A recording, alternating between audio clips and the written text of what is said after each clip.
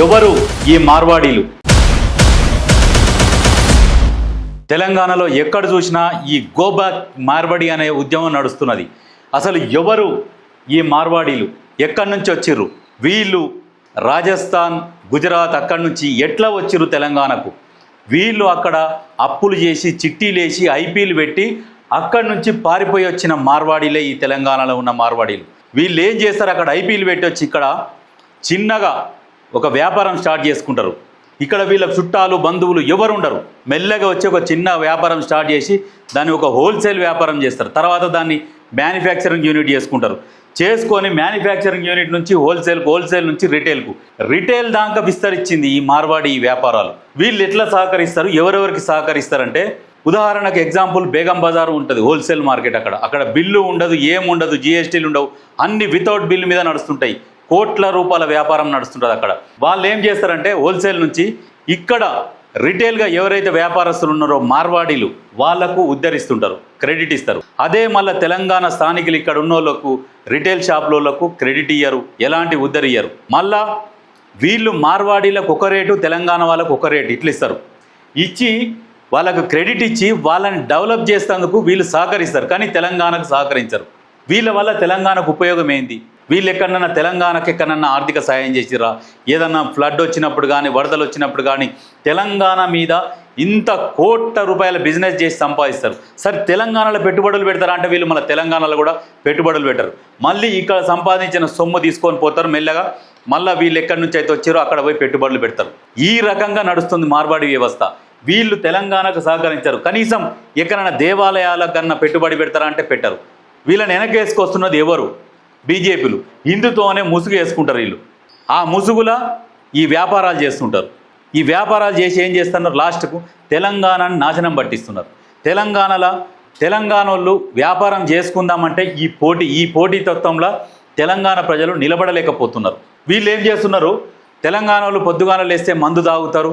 మేము పొద్దుగాల 6 గంటలకు లేసి స్నానం చేసి 7 గంటలకు షాప్ తీసుకుంటామని చెప్తున్నారు. నువ్వు తీసుకో. కానీ తెలంగాణలోకి ఎక్కడ సహకరిస్తున్నారు? ప్రతి బిజినెస్, కిరాణా షాప్ కానుంచి, స్వీట్ షాప్ కానుంచి, మందుల కానుంచి, మెడిసిన్స్లో కూడా, హోల్సేల్లో కూడా వీళ్ళే ఉంటారు. నకిలీ తయారీదారులు ఎవరైతే ఉంటారో వాళ్ళకు కూడా వీళ్ళే సహకరిస్తుంటారు.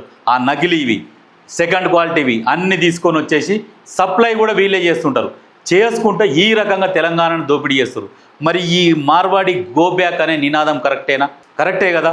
వీళ్ళు రాను వీళ్ళు ఇంకా విస్తరించిపోతే తెలంగాణలో వ్యాపారం చేసుకుంటేందుకు తెలంగాణ వాళ్ళు ఎవరు కూడా ఇక చెయ్యాలంటే కూడా ధైర్యం చేయలేని పరిస్థితికి తీసుకొస్తున్నారు. ఎట్లా వీళ్ళని కట్టడి చేయాలి? వీళ్ళు ఏ బిజినెస్లో, ఏ రంగంలోకి ఎంటర్ అయితే ఆ రంగాన్ని శాసిస్తున్నారు. స్వీట్ షాపుల రంగం వేసుకోరు. స్వీట్ షాపులలో కూడా ఇంకా వేరేని నెగలనియ్యరు. మీరు ఉదాహరణకు ఆలోచించుకోండి, ఎక్కడైనా తెలంగాణ వాళ్ళ స్వీట్ షాపులు నడుస్తున్నాయి ఉన్నాయా?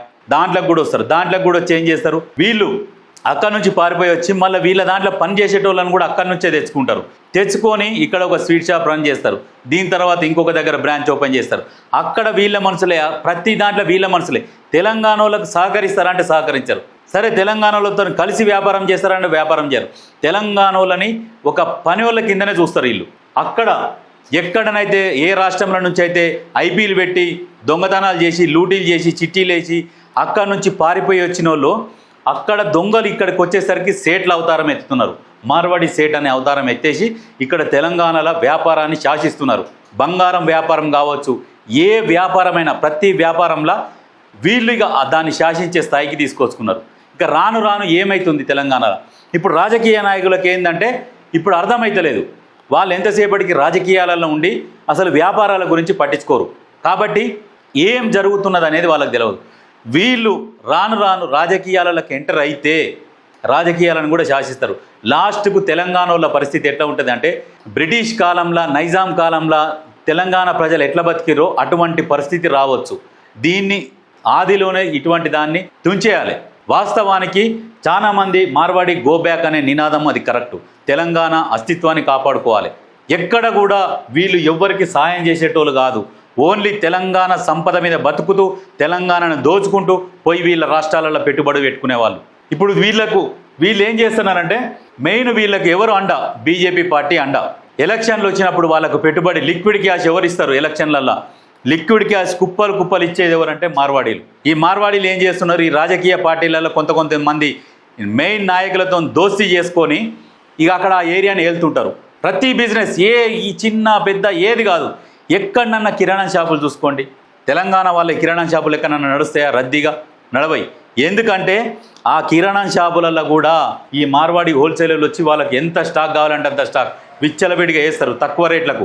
ఈ పోటీ ప్రపంచంలో తెలంగాణ వాళ్ళు బతకలేకపోతున్నారు. అందుకనే రాజకీయ నాయకులు కూడా మార్వాడి గో బ్యాక్ అనే నినాదాన్ని అందరు ముందుకు తీసుకోవాలి. పార్టీలని పక్కకు పెట్టాలి. తెలంగాణ ప్రజల కోసం ఏం జరుగుతున్నది, తెలంగాణ ప్రజలు ఎట్లా బాగుపడాలని ఆలోచన చేయండి. ఈ మార్వాడీలు మొత్తం వ్యాపారంలో వీళ్ళు శాసిస్తున్నప్పుడు తెలంగాణ ప్రజలు ఏం చేస్తున్నారు, వీళ్ళ కింద పోయి జీతాలు ఉంటున్నారు. దీనికి కారణం ఏంది, వీళ్ళు తెలంగాణ ప్రజలకు సహకరించరు. వీళ్ళు వాళ్ళ దగ్గర నుంచి వ్యాపారం చేస్తారు, వాళ్ళకు అమ్ముతారు, అన్నీ చేస్తారు, వాళ్ళ దగ్గర నుంచి లాభం ఆర్జిస్తారు. కానీ తెలంగాణ ప్రజలకు ఎక్కడ కూడా సహాయ సహకారాలు ఏమీ ఉండవు. అసలు వీళ్ళు స్టార్ట్ అయింది బేగం బజార్లో స్టార్ట్ అయింది. అక్కడ జిఎస్టీలు కట్టరు, ఏం కట్టరు. అక్కడ బిల్లులు ఒక చిన్న పేపర్ మీద లక్షల బిల్లులు చేస్తుంటారు, జిఎస్టీలు కట్టరు. మరి సహకరిస్తుంది ఎవరు? వీళ్ళకి ఎక్కడి నుంచి వస్తున్నాయి? బేగం బజార్లో మొత్తం నకిలీ నడుస్తున్నది. టిఫిన్ సెంటర్లలో కూడా ఒక్కొక్కరు ఏం చేస్తారంటే బేగం బజార్ టిఫిన్ సెంటర్ వాడోడు మనోళ్ళు కూడా కొంతమంది తెలియదు అక్కలు ఇక్కడ వచ్చి రామ్కి బండి అని పెడతారు, ఈ బేగం బజార్ టిఫిన్స్ అని పెడతారు. నకిలీ వ్యాపారాలలో కూడా వీళ్ళు ముందంజలు ఉన్నారు.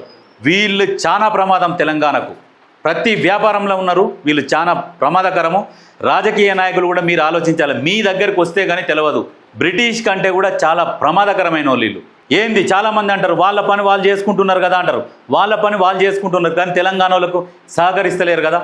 మొన్న ఒకటి ప్రశ్నించేందుకు వాళ్ళు ఏకమై దాడి చేశారు. కనీసం ఎక్కడన్నా మనకు సంబంధించిన గుడులు ఉంటాయా? వీళ్ళకు వేరే గుళ్ళు ఉంటాయి, మనకు వేరే గుళ్ళు ఉంటాయి. వీళ్ళు మామూలుగా మన గుళ్ళలకు రారు. వీళ్ళకి సపరేట్ గుళ్ళు ఉంటాయి, సపరేట్ ట్రస్టులు ఉంటాయి. వీళ్ళు వాటికే పెట్టుబడులు పెడతారు. ఇక్కడ మిగతా దానికి ఎక్కడ గుళ్ళకు కూడా చందాలు కానీ ఏవి కానీ గుడి కడుతున్న డెవలప్మెంట్కి కానీ దేనికి సహకరించారు. ఇసోంటి వాళ్ళు మనకు అవసరమా? రాజకీయ నాయకులు మీకు ఎప్పుడు నొప్పి కలుగుతుందంటే వీళ్ళు కూడా రాజకీయాలకు వచ్చేసి రాజకీయాలను శాసించే స్థాయికి వచ్చినప్పుడు అప్పుడు తెలుస్తుంది. వీళ్ళకు ఒక యూనిటీ ఉంటుంది. ఏమైనా జరిగితే అందరు కలిసి వచ్చేస్తారు. మరి తెలంగాణ ప్రజలు ఆర్థికంగా లేరు. తెలంగాణ ప్రజలని ఆర్థికంగా బలంగా తయారు చేయాలి. బలంగా తయారు చేయాలంటే ఇటువంటి వ్యవస్థని ఫస్ట్ తుడిచేయాలి. దీనికి ఎవ్వరు కూడా సహకరించొద్దు. ఆల్ పార్టీస్, ఏ పార్టీ అయినా వీళ్ళకి సహకరించొద్దు. ఫస్ట్ ప్రాంతీయ వీళ్ళు తమిళనాడులో పోయి చేస్తారా బిజినెస్లు? తమిళనాడు వాళ్ళు తరిమి కొడతారు.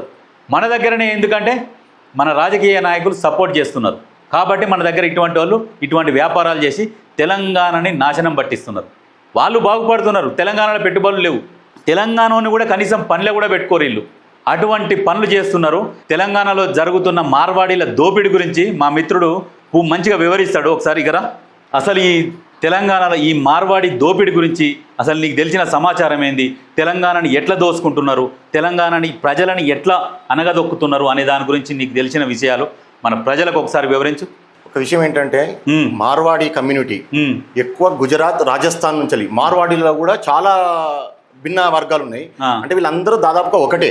అయితే ఈ రాష్ట్రాల నుంచి ఈ దేశవ్యాప్తంగా విస్తరించి వ్యాపార సామ్రాజ్యాన్ని కూడా విస్తరించారు. వీళ్ళ రాష్ట్రాలలో దాదాపుగా అప్పులు చేసి అక్కడ వేరే వర్గాల ప్రజల నుంచి అప్పులు చేసి దేశవ్యాప్తంగా వ్యాపారాలు పెట్టి వాళ్ళ కమ్యూనిటీని విస్తరించుకుంటూ వేరే రాష్ట్రాల్లో ప్రజలను దోపిడీ చేస్తూ ఉన్నారు. ఏ విధంగా అంటే దాదాపుగా ఈ స్వాతంత్రం వచ్చిన తర్వాత నుంచి వీళ్ళు వ్యాపారాలు చేస్తూ కంపెనీలు ఎస్టాబ్లిష్ చేసుకుంటారు, ఇండస్ట్రీస్ ఎస్టాబ్లిష్ చేస్తారు. ఉదాహరణ ఎగ్జాంపుల్ ఏ కంపెనీలు? చాలా అన్ని ఇండస్ట్రీస్లలో వీళ్ళు ఉన్నారు. ఇప్పుడు ప్రజెంట్ మాత్రం అయితే కంపెనీస్ ఇండస్ట్రీస్ వాళ్ళే ఉంటాయి. అక్కడ నుంచి డిస్ట్రిబ్యూటర్లు వాళ్ళే ఉంటారు, డిస్ట్రిబ్యూటర్ నుంచి హోల్సేలర్స్ వాళ్ళే ఉంటారు, రిటైల్ కూడా వాళ్ళు విస్తరించారు ఇప్పుడు. అయితే ఏం చేస్తారంటే వీళ్ళ కమ్యూనిటీకి చెందిన వాళ్ళకి మాత్రము డిస్కౌంట్ ఇవ్వడము, క్రెడిట్స్ ఇవ్వడము, తక్కువ ధరకు ఇవ్వడం చేయడం వల్ల ఏమవుతుందంటే సాధారణ ప్రజలు వేరే రిటైలర్స్ డిస్ట్రిబ్యూటర్ల దగ్గర తక్కువ ధర కొనలేరు. వీళ్ళకి మాత్రమే తక్కువ ధరకి ఇస్తారు. వీళ్ళకి తక్కువకి ఇవ్వతే ఈ కాంపిటీషన్ తట్టుకోలేక వీళ్ళకి ఎక్కువ రేట్ అమ్మాల్సి వస్తారు సాధారణ వ్యాపారస్తులు. ఈ మార్వాడీస్ మాత్రం వీళ్ళకు తక్కువకి ఇస్తారు, ప్లస్ క్రెడిట్ ఇస్తారు. దానివల్ల వీళ్ళకి ఏంటంటే కొంచెం తక్కువ అమ్ముకుంటుంది. ఇందులో ఇంకొక యాంగిల్ ఏంటంటే వీళ్ళు డూప్లికేట్ కూడా తయారు చేస్తారు. ఒరిజినల్ పాటు 2-3 రకాలు, మళ్ళీ first quality, second quality, third quality, 3 quality తయారు చేస్తారు. 3 క్వాలిటీలలో మళ్ళీ డూప్లికేట్ తయారు చేయడంలో సిద్ధహస్తులు వీళ్ళు.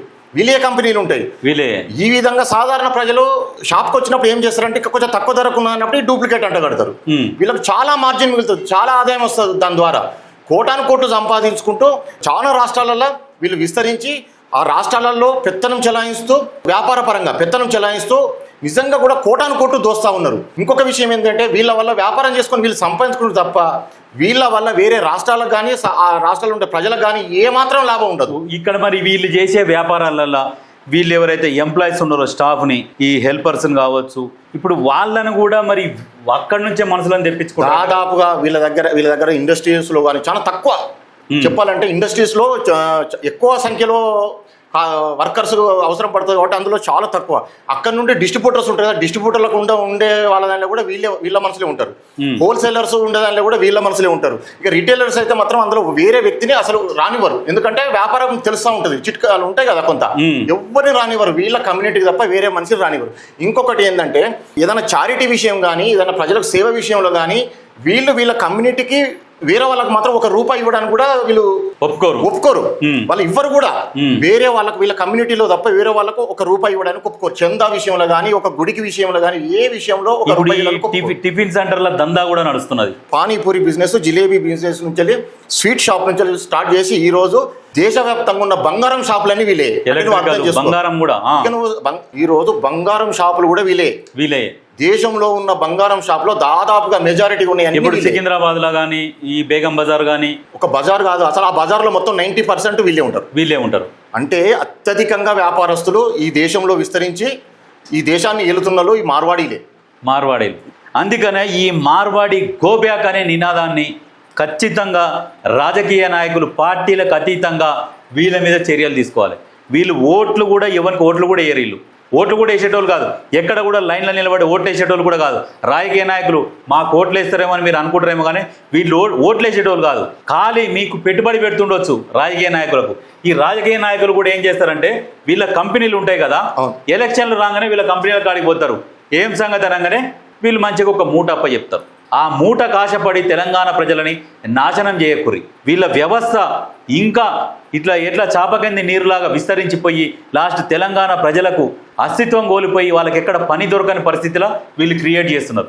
ప్రైవేట్ పరంగా కూడా పనులు దొరకకుండా ఆ రకంగా తెలంగాణ మొత్తం విస్తరించిపోయారు.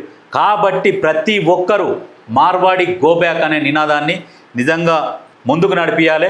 వీళ్ళని ఇంతకుముందు గతంలో తెలంగాణ ఆంధ్ర ఉద్యమైనప్పుడు ఆంధ్ర వాళ్ళని గో బ్యాక్, ఆంధ్ర వాళ్ళు మన తెలంగాణను మొత్తం దోసుకుంటారు అంటే వాళ్ళకంటే ఎక్కువ దోసుకున్నది ఎవరంటే వీళ్ళు దోసుకుంటున్నారు. సామాన్లు కొనేటప్పుడు కానీ చూసే ఏదన్నా వేరే వస్తువులు కాదు, ప్రతి షాపు ఏ షాప్ కానీ ప్రతి షాపులలో వీళ్ళు ఉన్నారు. అక్రమ వ్యాపారాలు ఈ దేశంలో చేసే పెద్ద వ్యాపారాల్లో అక్రమ వ్యాపారాల్లో ఫస్ట్ వీళ్ళే ఉంటారు. క్రికెట్ బెట్టింగ్ కానీ ఏ బెట్టింగ్ కానీ వీళ్ళు తప్ప ఎవ్వరు ఉండరు. వాళ్ళ పేర్లు మీరు జూదాలలో కూడా వీళ్ళు బాగా ఆడతారు. జూదాలు, క్రికెట్ బుకీస్ కానీ బెట్టింగ్ మాఫియాలో మొత్తం వీళ్ళే ఉంటారు. ఇంకోటి క్రికెట్ కొన్ని బెట్టింగ్స్ ఉంటాయి యాప్లో కానీ మొత్తం వీళ్ళే. మీరు మనం గూగుల్లో పోయి సెర్చ్ చేస్తే అన్ని వీళ్ళ పేర్లే వస్తాయి. చేయని అక్రమ వ్యాపారాలు అంటూ ఏముండదు. అది కాదు, వీళ్ళు తెలంగాణలో ఎంటర్ కాని వ్యాపారాలు ఏమున్నాయి? ఏం లేవు. ప్రతి వ్యాపారం చేస్తారు. పానీపూరి వ్యాపారం నుంచి బిల్డర్స్ దాంట్లోకి ఎంటర్ అయ్యారా? ఇన్వెస్ట్మెంట్ చేస్తూ ఉంటారు. అంటే ఇక వీళ్ళు స్లీపింగ్ పార్ట్నర్ ఇన్వెస్ట్ చేస్తారు. అంటే దాదాపు తెలంగాణలో ఎన్నైతే వ్యాపారాలు ఉంటాయో అన్ని వ్యాపారాలల్లో ఆల్రెడీ వీళ్ళు విస్తరించేసారు. వీళ్ళని కట్టడి చేయాలంటే ఎవరు చేయాలి? ప్రజలు కాదు, ముందు రాజకీయ నాయకులు. ఎంతసేపటికి ప్రతోడు మార్వడం దగ్గర పోయి కొట్టే మరి తెలంగాణలో ఎట్లా బతకాలి? మరి ఇట్లా ఈ అక్రమాలు చేస్తుంటే వీళ్ళని కట్టడి చేయాల్సిన బాధ్యత ఎవరిదంటే రాజకీయ నాయకులది. వీళ్ళు ఇచ్చే పైసల కోసం, వీళ్ళు ఇచ్చే పార్టీ ఫండ్ కోసం తెలంగాణ ప్రజలను ఇబ్బంది పెట్టకూరి.